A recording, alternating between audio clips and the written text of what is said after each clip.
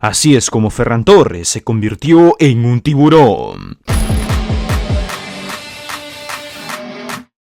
Todos conocemos el actual presente de Ferran Torres, un futbolista que pasó de ser odiado en el barcelonismo a ser totalmente querido en la actualidad. Ferran Torres era una de las grandes promesas del fútbol español hace unos cuantos años, cuando este salió del Valencia rumbo al Manchester City, siendo, como ya lo mencionamos, una joven promesa. En el Manchester City disputó su primera temporada, 2021, donde relativamente cumplió. No es que sea titular, no se había ganado un puesto en el equipo, pero en su primera campaña completa con los de Guardiola había anotado 11 goles. Para no ser titular, había cumplido bastante las expectativas y se le tenía mucha fe de cara al futuro.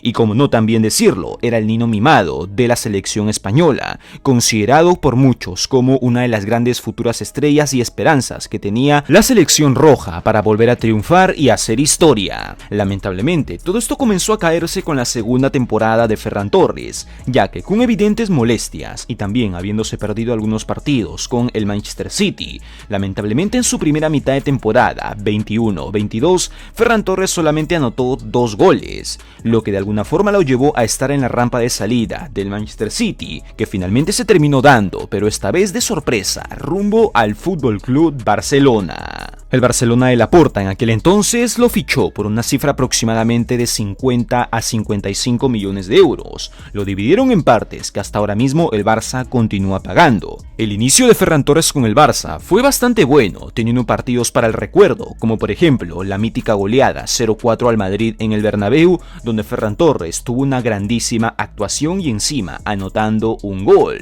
En esa segunda mitad de temporada con el Barça, 21-22, Ferran Torres anotó 6 goles. Para no haber sido considerado delantero centro en esa primera mitad de temporada con el Barça, fue considerado por muchos blaugrana como de las grandes esperanzas del equipo para volver a triunfar en algún futuro cercano, algo que terminó apagándose con el inicio de la temporada 22-23, ya que en esa temporada, lamentablemente, Ferran Torres vivió su época más oscura como futbolista profesional. Solamente comenzando la temporada y teniendo en cuenta los grandes refuerzos que el Barça había hecho, como por ejemplo la llegada de Lewandowski, Rafinha, la permanencia de Ousmane Dembélé, el protagonismo de Ferran Torres estaba siendo totalmente opacado y con muchas dudas de cara al futuro y en esa temporada. Todo terminó por explotar erróneamente, ya que se hizo oficial el fichaje de Erling Haaland por el Manchester City por aproximadamente 60 millones de euros como fichaje total, algo que definitivamente comenzó a levantar las tendencias y comparativas, donde se comparaba a Haaland con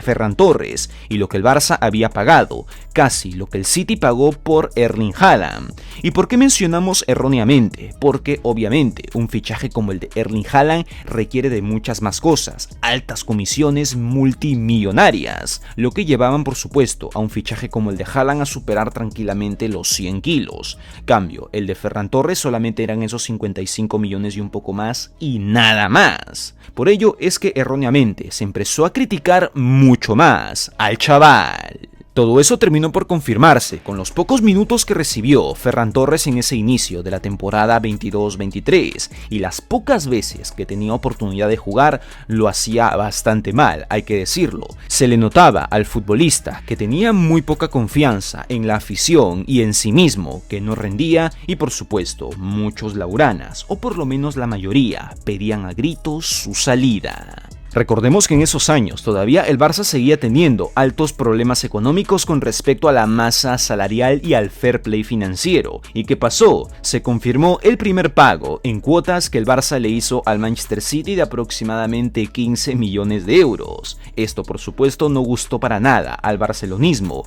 que comenzaron a criticar muchísimo más a finales del 2022 entrando al 2023. Y esto por supuesto no hizo más que agrandar los rumores sobre una posible salida tempranera a menos de un año de Ferran Torres del Barça y que sus días como culé estaban contados. Terminó el mercado de invierno del 2023 y el futuro de Ferran Torres todavía seguía en el aire. No se le pudo traspasar ni siquiera en cesión, nunca hubo una oferta seria y realista para la salida de Ferran Torres, quien finalmente terminó quedándose en el equipo. No fue sino hasta en ese partido que tuvo Ferran Torres la oportunidad de volver a ser titular tras la lesión de Ousmane Dembélé, en ese encuentro ante el Cádiz en el Camp Nou, donde Ferran Torres deslumbró con su gran nivel. Así es, amigos, fue un cambio así, de la nada, que Ferran Torres entró a ese partido y la rompió, haciendo bastante desbordes por la banda, lo que rápidamente llamó la atención del barcelonismo, que comenzó un poquito a ilusionarse con Ferran. Los abucheos bajaron y los llamados apodos Paquetorres a este jugador ya no se escuchaban en lo absoluto. Solamente era denle la oportunidad a Ferran Torres para que pueda intentar jugar, tener minutos, ganar confianza y volver a rendir como es aquel partido ante el Cádiz, donde fue clave para que el Barça lograse 3 puntos importantísimos y pueda seguir en su camino de ganar la Liga. Después de eso, Ferran Torres no es que volvió a brillar como lo hizo en aquel partido ante los amarillos. Incluso cuando terminó la temporada 22-23, aún se escuchaban rumores sobre una posible salida de Ferran Torres. Todos los rumores apuntaban a que era de los primeros que se iba a marchar debido a que su temporada con los culé no había sido brillante. Obviamente, y es algo que muchos no tienen en cuenta, su salida en este pasado mercado de verano no era algo que al Barça le convenía, sobre todo por lo que costó Ferran Torres. El futbolista, yéndose así de desvalorizado, hubiesen pagado aproximadamente no mucho más de 20 millones de euros, y eso hubiese hecho que el Barça tenga pérdidas en lugar de ganancias. Por lo que ante ausencias de ofertas serias por Ferran Torres para salir, el futbolista de la nada desapareció del mapa, ya no se escuchaba casi nada de él, solamente rumores de que se va a ir y ya, de que estaba en la lista de los que se van, sí o sí. Poco a poco se comenzaron a filtrar y publicar videos de un Ferran Torres entrenando a diestra y siniestra. Habían rumores que apuntaban a que el chaval estaba yendo en días de descanso a entrenar, incluso unas cuantas horas antes de que inicie los entrenamientos con sus compañeros, algo que sí despertó el interés de algunos aficionados, pero no fue hasta que comenzó la pretemporada 23-24 con el Barça, donde comenzamos a ver a un Ferran Torres totalmente diferente. La visión cambió totalmente en ese partido 3-0 del Barça ante el Madrid, donde Ferran Torres entró sobre el final del partido anotando el último tanto, lo que evidentemente despertó mucho más el interés del barcelonismo.